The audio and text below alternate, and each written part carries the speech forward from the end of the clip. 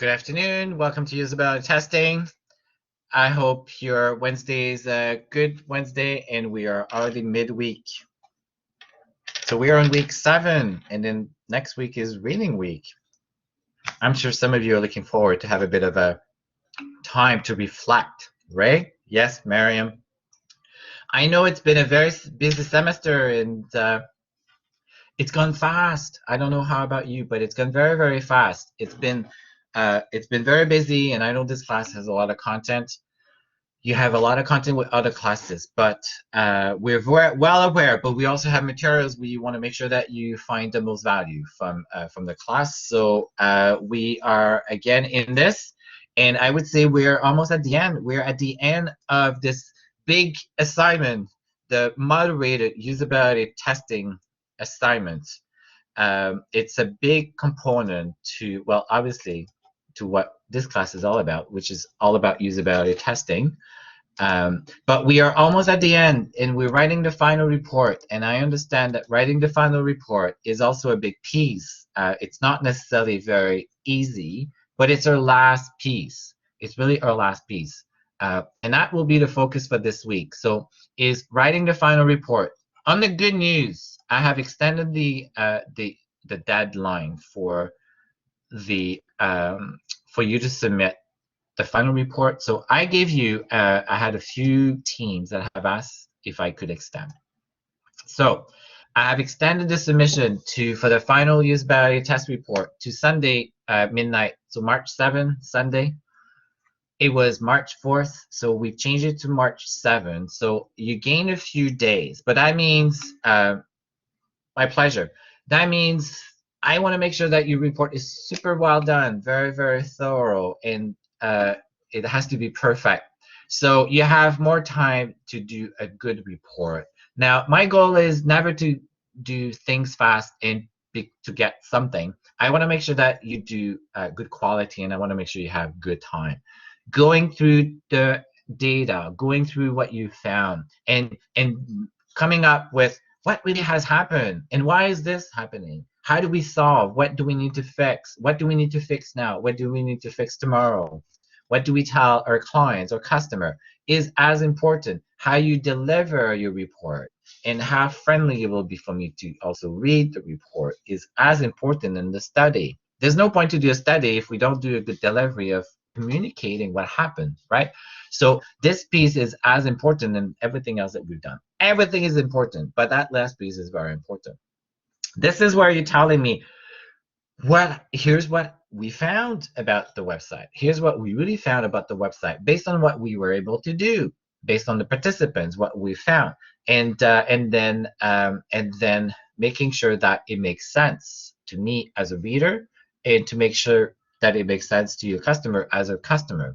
So I was really comfortable of extending it. So you have until midnight Sunday to complete the report. And again, this is a team effort. Everybody has to participate. And I will be finding out at the end of this massive assignment, I will be surveying so that I know how people have participated in your teams, how people have contributed, and how many sessions you even have done as a participants.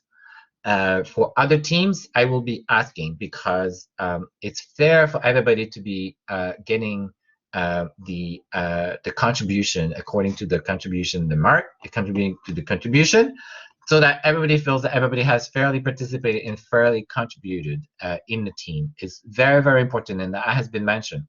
And I have the flexibility to change a mark based on if I know someone has not participated. If there's a reason for no participation, and if there's a medical reasons for not participating that you had no control, you're not able to change, that I need to know. But other than that, if someone has not fairly participated, then the mark will be reflected in all fairness for all of the team members. So today, this week is about finishing up the usability testing and in the report and doing the report and doing the analysis, doing the data. So you had started last week from doing the analysis. I have received from all of the teams, but except for one team, I'm still waiting for part E. I think it's called part E. Let me just double check.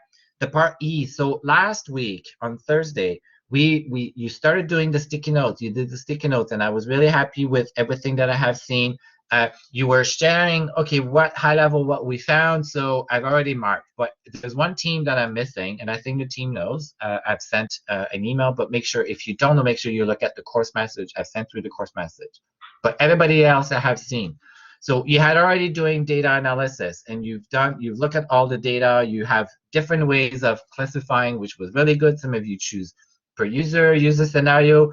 Some of you pick a topic. Some of you pick participant, and there's no one way to do it. So I was really happy to see how you've done it. I have made notes as well of what I have observed on what I have seen through the analysis that I will be able to share with you as well in writing, so that you have more insights to be able to do your report.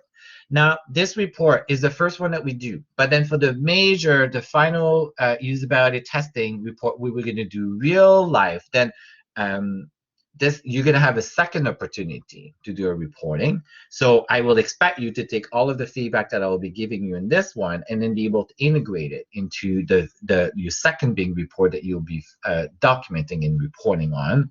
That will be very important. But we're still learning in how do we even produce report.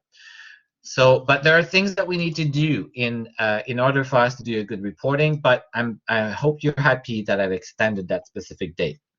So there are 2 chapters for this, for writing a report or even data analysis that would help you from the textbook, chapter 11 and chapter 12. So chapter 11 is more about how do I analyze data, which most of you at this point have done. Now, how do we do reporting findings and recommendations? So I would highly encourage you that you look at chapter 12. It will give you some very good insights on what do we do, what do we put into a report, and what is a finding? What is a finding versus just an issue, or what is the finding versus the difference between a finding and maybe just seeing what we've seen? The book does a good job at going in more detail, but there's a bit of an element that is important to think about. What is a finding? So the results of a usability test are not merely tables or data and list of issues. So yes, we have found issues. We found that some people, in some cases, found that the font size was a little bit too small, right? We found some very specific issues, but we need to think beyond the issues. We need to think of, why is this issues even happening in the first place, right? Is there something that we could have done to prevent the issues? Is there something bigger? And I'm hoping that you're having this conversation with your team. In some cases, the answer is no. The answer is just the issue is the issue. Perhaps the buttons is small. If the button is too small, if the font size is too small, I don't think there's much more. But there's some cases where there's something bigger happening, and that I think you need to have a discussion about and say, here is really what is the issue here? What is happening? So, for example, if I think of good foods, there's an option called skip week or skip a week, but then maybe skip a week is not understood. And it's not that people are not finding it. Maybe people are just don't understand what skip a week is and what it does and why do we do skip a week. Maybe the user goal or the label is not the right thing, or I don't know. So you have to see, is there an opportunity to look beyond the issue or really understand, so what? Why is this happening? What has happened? What has caused this? That sometimes we'll say there's something bigger, and here's the something bigger. That you would then report into the usability report. That maybe would address that issue and maybe would address other issues as well. The book does a really, really good job at documenting this as well. And then I would say findings can also sometimes be inferences that you and the team will draw from observations that you've made along with analyzing the data. So what really this is saying is, find an opportunity to take a lot of your findings and your data. And I think some of you have started doing this and said, what is really happening here? And that's really the question. What is happening with Zdara? What is happening with Longy and McQuaid? What is happening with Structube? If we really think that there's something bigger that is happening that could have prevented all of these issues from happening. Maybe it's the mental model, maybe it's the sequence, maybe it's how things have been called, or maybe it's how maybe we presented a scenario too. So I would say this is a good opportunity to also document or think about, is there a limitation with our study, or is there something that we could have done differently that we haven't think of? And I think that's important because we're going to do another usability testing like this with real people, right? Not with the class. We're going to go outside. So I'd like for you to think about, what are we going to do different to maybe to give us better results, or give us more insights, or give us different type of insights. Maybe some of you think that maybe the insights are lights. Maybe we didn't take enough notes. Maybe we had to take, maybe we're going to take our notes differently. So I'm hoping by now you guys are thinking about this. So you could also include maybe in your report something that says, here's what we've learned and we think that we could improve, so that we solve for maybe what we think is, maybe we were thinking that we would get more insights or deeper insight as well. I don't know. So I would like for you to take that opportunity to think of this too. But if you go through the book, you will really, really enjoy. So in the recommendation, so the book, what the book also does, it says about something about what you should have in your recommendations sections as well. So I said usability testing is not about finding solutionings, but in some cases, it's really difficult to actually not have an opinion about, well, what we could have done different, right? As a website or for a specific user scenario. So I think it's going to be hard to not have recommendations, and you should have recommendations, but really at the end. So you can have findings and recommendation. So the book suggests, in the templates that I have shared with you has some of this. Focus on solutions that will have the widest impact. So you want to make sure that the things that are the most broken and the most impactful, negatively impacting the business, should probably be the first thing that you would want to listen or you want to insert. You kind of want to scare your client. And then the book says you should probably ignore political consideration in the first draft. So that means don't forget, you can almost park. Is there going to be anything sensitive in here? Anybody's going to be upset? Or don't even think about this. Don't put filters. Don't limit yourself. Like, just be as transparent as or honest as you think that the client, or that you can be, of what the client should do as well. So don't forget too much about how and what you can and what you shouldn't say. You want to include short-term, long-term recommendations, and also maybe you want to put a sense of priorities, or maybe what you think is it high, low, medium, or high priority to fix as well in those recommendations. And then maybe, and this is the point, talk about where the team should do, further research, or what you would do next, or what maybe you would do different as well. And then you want to make sure that all of the issues that you found, all of the findings, are actually reported or covered in your recommendations or findings, and say, because you want to close the loop and say, we found all of this, here's what we need to do. You don't want to have issues that you're not going to have the recommendations on what to do about them, or how to fix them, or to even think about, or acknowledging that we have all these issues that maybe we have to rethink or redesign and think. We don't know what the solution is, but we will have to rethink about how do we redesign them. And then an overview of all the test findings. Too much industry jargon throughout the site estate are not inviting and look unprofessional. So you want to make sure that your findings and your report is actually user friendly, and I can actually understand it without really even knowing too much about the site, so that you avoid jargon, and then I can understand what it is that you're trying to tell me as a client, as a business. So reading that chapter, I think, will help you to polish and finish up and move from data analysis and data to maybe a story. Think of this as a story, okay? And then I gave a little example of the book says, issue, participants did not understand if the filters were applied or not. And then the findings, maybe the goal label did not suggest refresh or reload the participants. And then the recommendation, add a refresh button on the bottom of the screen next to the reset button. So that is just an example of something. But I think the key message here is you have to think about elevating yourself. We have all these findings, all these things we found. Is there something bigger? What's causing it? Is there something bigger? And if there is, what is that? What is really happening? So you have to think, and this is why this is the value of usability testing. You are being hired to think beyond what the participants are even telling you, right?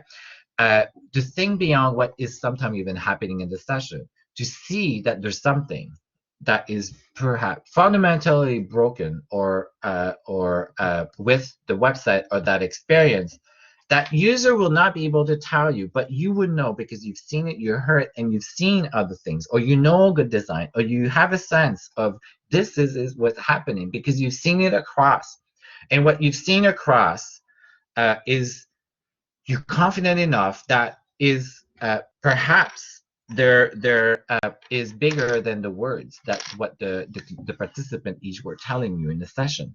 Okay, so what the sample I gave is maybe not the best sample of perhaps it looks very simple in terms of the filter and the refresh and the buttons, but let's say in Zara. Okay, if I think of Zara, people were saying, oh my God, it's very minimalist. The font size is small, right? There was a lot of font sizes small. Maybe it's not even the font size. Maybe it's overall. It's a combination of font size. It's a combination of the menu items for men, women are hated. Uh, the when they get to the cart doesn't have, doesn't remind them. So maybe it's not just the font size. Maybe it's a combination of font size, hiding items, not being aligned with what the competition is when it comes to buying clothing online. It's actually bigger than font size.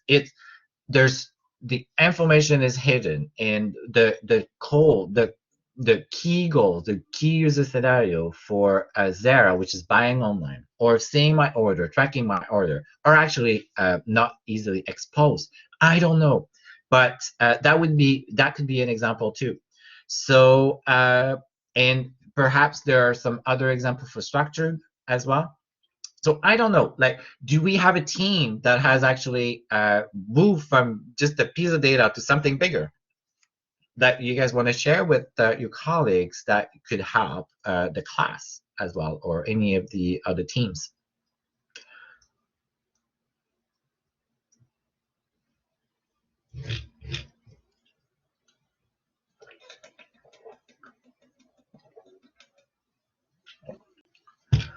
Perhaps there might be some limitations in the study that perhaps you would do different that will allow you to be able to find the bigger issues or the bigger items in the next study that you would do. That maybe you will find, maybe we'll say, we could have maybe found more issues or bigger, deeper issues if we would have spent more time on buying furniture at structured. So, for example, now that I go back, when I think of structured, there were challenges that some people were having with one of the scenario, which was to find the white floor, I don't know what exactly the term was. Can one of the structured team remind me what was the name of the piece of furniture that we actually, yes, the white floor length mirror. Okay, was there anything, when you think back to your study, when you think of the white floor length mirror, was the white floor length mirror furniture the best items that we used? Or perhaps would you think that maybe you would use a different item if you were to redo that study? Or would you even tell the participant to look only for the white floor length mirror that maybe caused issues that were maybe an artifact of our choice of white floor length mirror? I know that's a lengthy question. Is there anything that we even think that you think so far that white floor length mirror has maybe cause in the study or in the research or in our findings?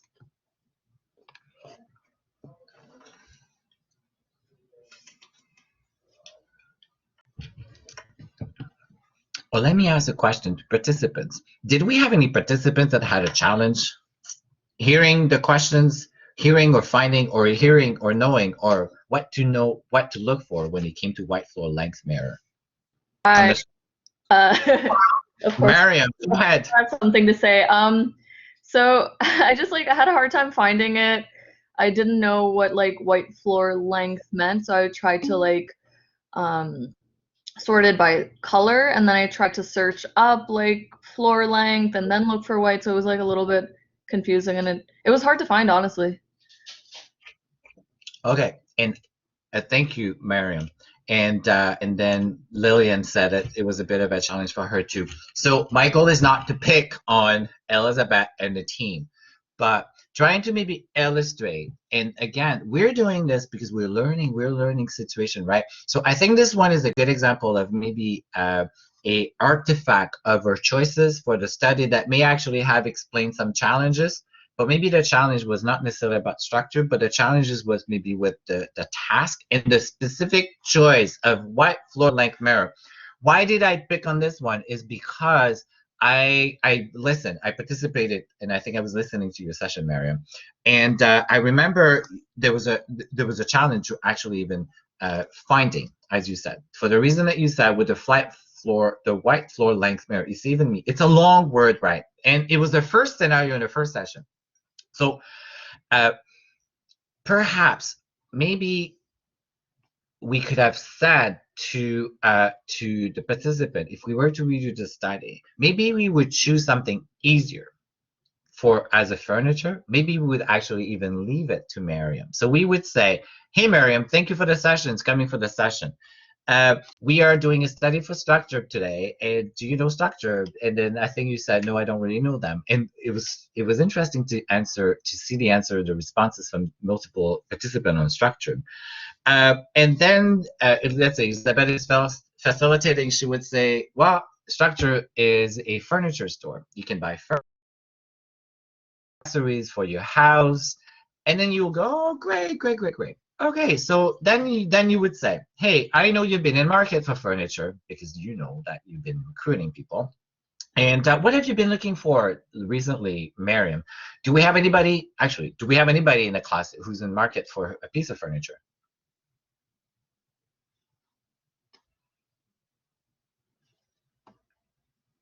Do we have someone looking for a piece of furniture who's been thinking of buying new furniture? I know it's almost at the end of the term. You're already in your apartment in place. But let's say, hey, yes, I'm looking for a sofa. Great. So Elizabeth would say, oh, what kind of sofa? Oh, I'm just looking for a sectional sofa, actually. I'd like to look for a sectional sofa. And then she would say, Yves, what kind of... So when you look for a sofa, what's important for you? I would say, well, color. I hate leather. So I don't like furniture. Comfort. Yes, comfort. For specific size. So my room is a small room. It can't really be bigger than let's say I don't know, 4 feet long. I don't know if that's long or not. I think it's 90 inches that mine is. Price. So my budget is about $1,000. Great. So Elizabeth will make the note of all of this, and then the observer makes notes of this. So and then Elizabeth will say, great, Miriam, go and look for that piece of furniture. So I think based on what I have seen, what I have heard, uh, maybe the experience for that participant would have been easier as scenario number one, and also to get maybe the same amount of insight that we were interested in or not. And I forgot, and I don't remember Elizabeth and the team. And then sorry, I'm not picking on you, okay? It was just an easy example for me to remember. Maybe we would have got as much of the insights, and I don't remember exactly why we picked the white floor length mirror as opposed to a couch, as opposed to a bed, as opposed to, and maybe there were multiple reasons too. But what this team has to think about, and why I'm using this example, is does it make a difference to use white floor, or does it make it or not? If it does, great. But if it doesn't, then maybe we go with something that is larger and broader, like the sofa, or we let the participant to pick what that item is, and then we will maybe get as much insight, and then we would find that the challenge is not really about, maybe some of the challenge for, let's say for Miriam, it was really about the white floor length mirror, but for other items, for a sofa or for a kitchen, the issues would have been different and they were not necessarily related. And I think some of the challenges were connected probably to floor length mirror and finding that white floor. It may be relevant. Maybe there are, yes, some people looking for white floor length mirror, but maybe it's an exception. Maybe the coverage for that is not that. And then we would have got more and bigger in other type of issues. I don't know. So you could report not an issue, and maybe this is something you would do different or not different if you were to redo the study. But the point here is sometimes your choice of a specific item may actually make it more difficult, and it may actually make it more difficult to get what you're really interested in, and people will stumble on that little white floor length mirror. And I remember Miriam saying, is it white, is it all white, and then trying to really stuck on that white, which may obviously be applicable because I may be interested in the white, but I just don't know how maybe it's all representative in terms of even the volumes of people searching for this versus sofa, chair, bed, other bigger items. So that could be something that you would reveal or you would do in your study. And maybe now that I've shared this with you, you may actually go back and say, I think this was all these challenges, or maybe these challenges were artifact of white floor length and not so much about the experience of finding a piece of furniture that other people will find. And then maybe that could change your priority or not. I don't know. Maybe there's something similar that happened with Longji and McCade with guitar, acoustic guitar or not. I don't know. So the goal is you, in your report, only be reporting of people didn't like, what you really seen, and say, here's what happened in the session, and then just report exactly word to word on what happened in the session. If there is something, an opportunity for something bigger, and say, so what? Why has this happened? What has caused this and that? So that you elevate the conversation and you say, here's what's really broken, and here's why it's really broken. Then I think this is adding a lot more value to your clients than just reporting exactly what has happened and what people have said. Plus, a lot of people will have said multiple things. But now you've started bucking in and grouping, and what you have done for the analysis and what you have shared with me so far for what you've seen is great, is you're in the right direction, and continue in that direction. But I would highly encourage you to read the chapter 12 as well for more little insights into it too. Are there questions or any questions about the reporting piece, and the templates? I don't know if you've had a chance to look at the templates that I share with you of what a report would look like and what a report would include. There's not one template for report. So I share one template for report, that what it could look like. It doesn't mean you have to use exactly and include exactly everything that I've put in a report. Very, very important. I have a deck for analyzing and reporting, but there's no really specific slides for reporting per se. Let me just make sure that there isn't anything. But if the templates, I can share you another example of another template, and I can only share you on screen because I was asked not to share with the students because it's a real report that someone has used. They don't want the report to go and then be shared, but I can show on screen. So let's see if there's anything in here. I think we've covered. This was all from last week.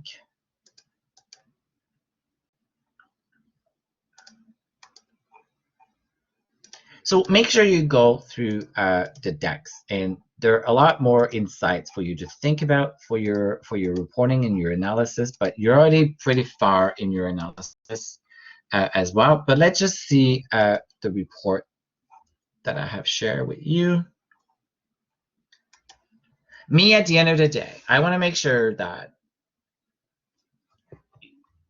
obviously you've all gone through the exercises, but you need to expand on what you have submitted from your section E, and then really elevate it yourself to what has happened, why things have happened, and how you've what you would tell your customer and your client to do, and maybe the order and the priority and the severity. That is really the essential that I.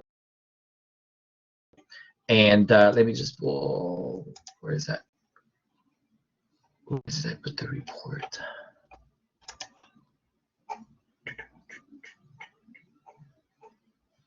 Okay, lab report template. I'm going to share my screen. So the report template, you're welcome to use it if you want. But again, I don't expect to be exactly as with all the same exact same elements. But think of if you've done reporting, you've done research, you've done other reports in your life, in the school. There's always what happened, what we found, the methodology, our data, our findings, and recommendations, right? What we recommend that should be done. So that is very important. But what's uniquely used about testing, you can have quotes. You may want to insert some quotes. You may want to insert some screenshots as well if it's easier, if you think it will be easier for me to read as well. So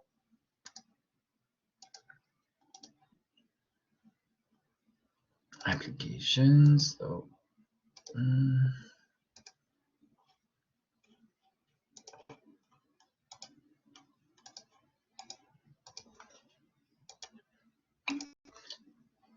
sorry, I'm just trying to share, and it's causing me. Yes, what is the unrelated issue? Oh, so it just has to do with like the marking. So because I submitted the last assignment on my group's behalf, I could see like the actual mark breakdown, and I could see that okay, it says like 63% total, so I was like freaked out at first, but then it was just like the overall thing. But for them, like they could just see the 63% and they thought like we did poorly. So I don't know why Blackboard does that, but I just wanted to bring that. No, so really, when you look at your score, okay, so if you have submitted, if you haven't submitted, then I cannot give you a breakdown. So you have to take the total score. So whoever has submitted should share with the rest of the team. Oh, okay. Okay, yeah, I'll do that next time. Sorry about that. I wasn't sure. No worries. So really what you should look at, Miriam, is you should go to that assignment and then click on the grade details. And then I share the details of the breakdown, right? And then you can see all the parts. You can see part E, A, B, C, D, E. But I use a setup from the previous teacher for that big assignment. I will tell you, my learning is I will use different setup for the marks because it's very confusing to use the same big assignment and keeping submitting. I think it's hard for you. It's harder for you. But what I have done is I have kept all of the sections with all of the details of the points. So you have part A, part B, part C, D, E for everybody who's submitted to part E. You may see part E in your second submission. So it's like you have almost two submissions that you have to look at, and you'll see the breakdown. But only those that have submitted something can actually see the details. If you haven't, then I can only put a mark. But yes, we are, if you see 60%, so it means you have 60% so far, but there's still 40 points, I think, to collect from the report. So I would say most of you are very high. You guys are pretty good. I think you almost all like at so far at 90% in all of the in the assignments. So the class is doing very well. So the report, as I said, we still have, so the total points is 125 points. And there's still 40 points for the report to be added to your points. So most of you are like around 60, 70, 80 points. So add 40, and that will give you out of 125 points. So, and then, so yeah, so it's out of 125. So far, you guys could have up to almost 80 points out of 185. And then this assignment is worth 30% of your mark. So this is why the weighted is very confusing. But pay attention to the number of points that you have out of 125. And then the same thing with the heuristic evaluation. Look at how many points that you've got and out of your total points, and it's 15%. That's how the weighted points are. But everybody is doing very good for the most part. But yes, I know you panic when you see this, right? So you still have 40 points to collect from the final report, and that will total up to 125. And I have some teams that are up to almost 80 points. Okay, is this helping in terms of the points in the calculation? Yes. So next time And next time we'll just share it. I wasn't 100% yeah, sure. no, or everybody can submit the same as well. Like everybody can submit me the same thing, Oh, and then I can give a breakdown. okay. Yeah, that's the other way too. But I would say this class, everybody for the most part is doing very good. Okay. Yes. So, but I would change if I teach this class again. I will change that big setup because it's. But and then I look. The other assignment doesn't have all of these part A, B, C, D, E. I think it's all one big part. So it's really for that one that is a bit confusing. But if after this class you have more questions, please let me know. I'll be happy to help. Okay. You guys work hard. I want to make sure that it's all clear to you and there's no questions. Okay, so I'm going to show quickly the report. So the table of content for the templates that I share with you. It has a bit of a summary, a bit about the researcher. You guys can put picture of you if you want. You don't if you don't. You can put a bit of an introduction. Maybe you had some hypotheses that you may want to include if you want. Oh, you don't, okay? So maybe you want to start making note about things that maybe I'm not so attached to. But an example of a hypothesis would be, you know, we think that Zara's website is actually all broken, and we thought that it's actually too different from what we see in the competition. We suspect that people will have a challenge with even finding information. We suspect people will have a challenge with finding the font size, blah, blah, blah. You could do same thing with McQuaid. You could say, you know what, we think the homepage is overwhelming. We actually think that people are not going to be able to find how to find a guitar. And then our research has the following goals: find out if people can actually find guitars and blah, blah, blah. So this is what hypotheses and goals will do. You've already done all of this, right? You've done the heuristic evaluation, and then we've said, okay, we find this is all broken. It's really just a bit of a repeat of this. You can call it hypotheses, you can call it goals, you can combine these two. I'm okay, I'm not too attached. You can be creative if you want.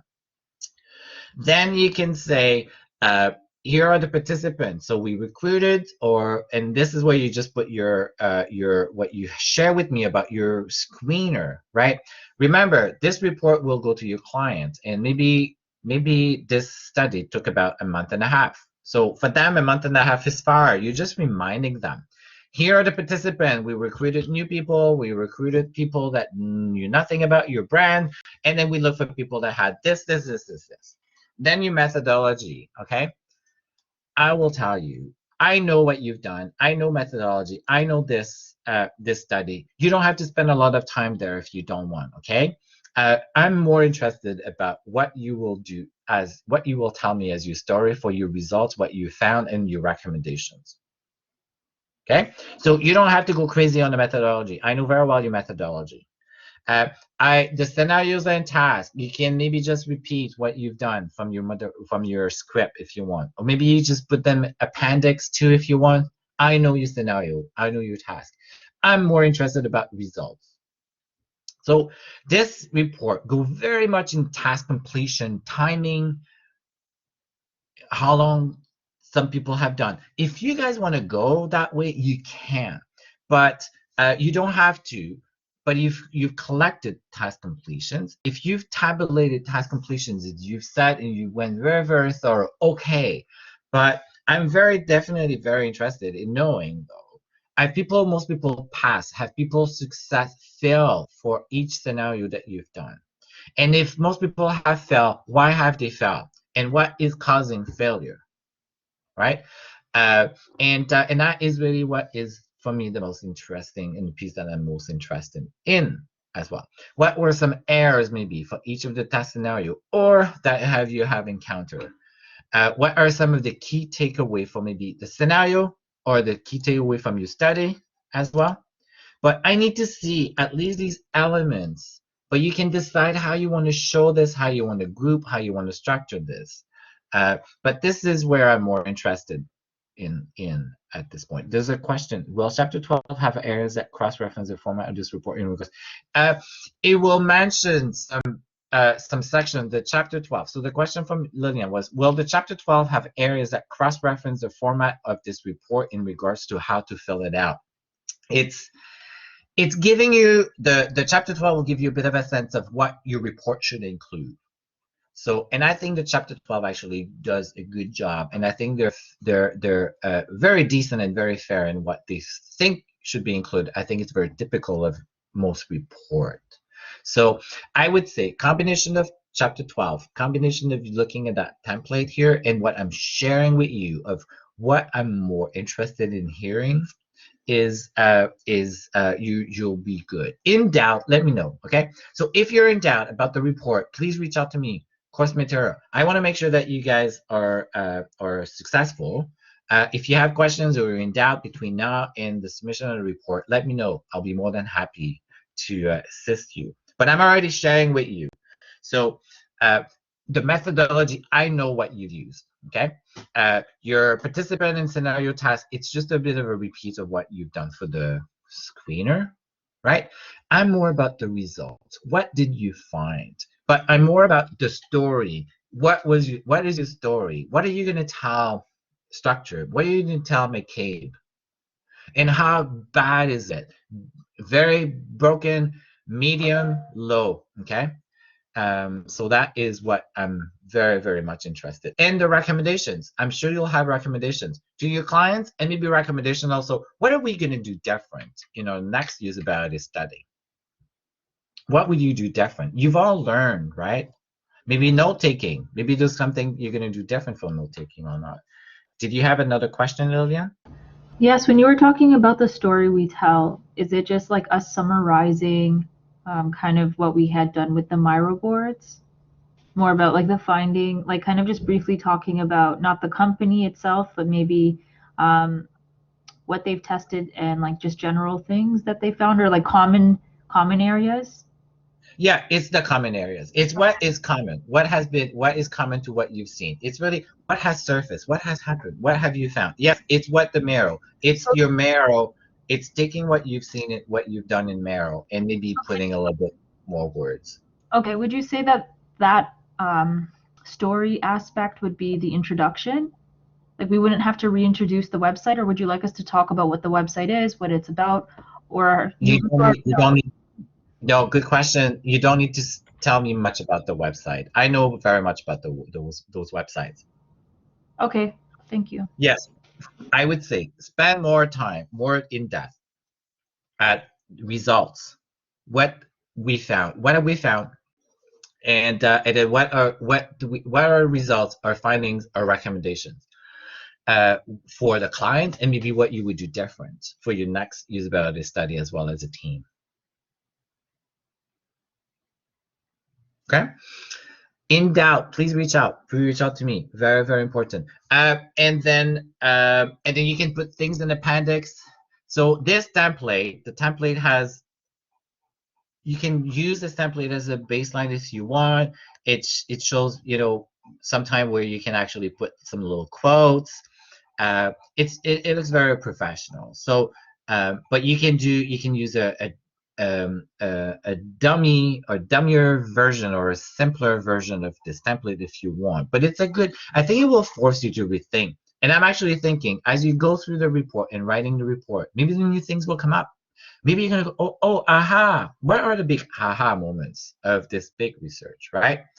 Maybe you're gonna find that 4 participants, and because some of you only were able to do, I think, 4 because you've participated in many and then you were participating, maybe you're gonna see 4 is actually too small of a number, and I think it is, right?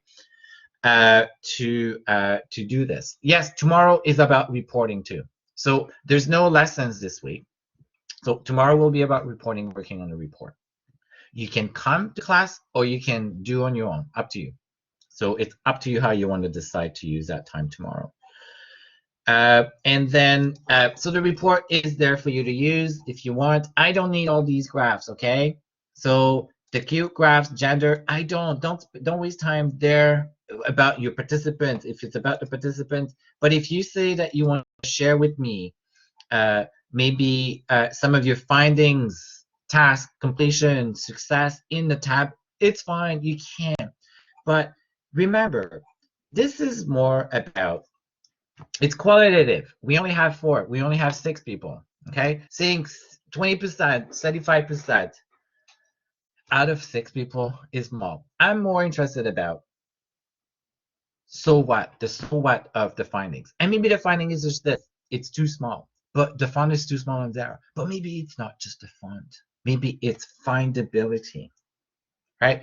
So I want you to think about this. Is there something else happening, right? That what you've seen is what I'm interested. But you are in the right direction with Miro. So, and if you were not, I will have tell you in your submission. So use Miro. Continue in the direction that you were with Miro. Okay? Very, very important. What you've shown me is the right direction. So that is your base. If there's something else that has happened since, then just enhance and add more. But if that is Miro is what you have, then Miro is what you have. But I want to make sure that you can say, so what? Is there a so what that has happened? And then what else? So the template has the scenario and task. I'm very well aware of the scenario and task. So you could actually say appendix scenario and task if you want. Okay, the result is really what I'm interested in. Now they go as far as having this little table in is success rate. So I don't need to have a table for success rate, but I would assume though that you'll have a sense of how many people were successful. And I think in your submission, for those of you that have sent through Miro, I've said, so were people successful? I put a lot of comments, right? I put a lot of comments or questions in your submission for Miro. So I'm hoping that you will use that and you will do something with this. Or you will provide answer, or you will use that to guide you as well. And then if most people have failed for a scenario, some of you, like rentals, being able to do rentals, being able to find, being able to place an order for good foods. Like a lot of you, there was failure for even people not wanting to create an account, right? That's a failure. There was enough. So I don't need to have a percentages, but you can say, or you can say 6 people or all participants. Some of you have already done. Doesn't need to be in a table, but you can use that to quantify. The chances are, if you have a user scenario in Miro that has so many stickers, then you have a bit of a sense of frequency of how many issues, good or bad, have happened for that scenario. And you could say that scenario is actually problematic. We had 20 issues. That is sufficient for me. Then you would say the priority is high because there were so many issues. And then the type of issues that happen. And then here's what the company has to do. So this is how you can report, or you can use the frequency. So I would say now you have more time. I give you more time to work on the report. Tomorrow, perhaps, what I can do is I can share you the other example of another way that a report was done. But again, there's no perfect way. Go in, pick a template, and then start. But I've shared with you what I'm more interested in, not so interested in, and I am familiar with what has happened and what you have done. And I hope this is helping. And then tomorrow you're going to be able to work on this for the entire session. Are there any questions, any comments, or any questions about reporting?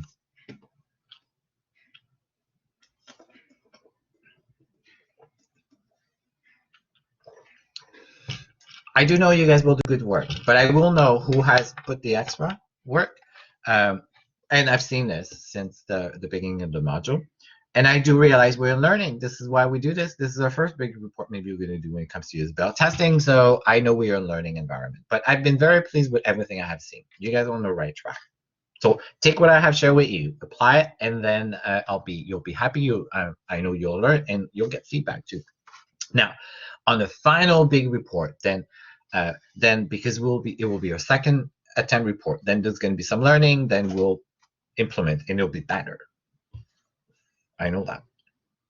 Good. So we'll see you tomorrow. And StructTube. Yes, I can talk to you. I wanted to talk to you, Elizabeth. Perfect. I'll be around. So thanks everybody else. Enjoy the rest of your day, and I'm around. I'm staying here, Elizabeth, for your team. I will stop the recording at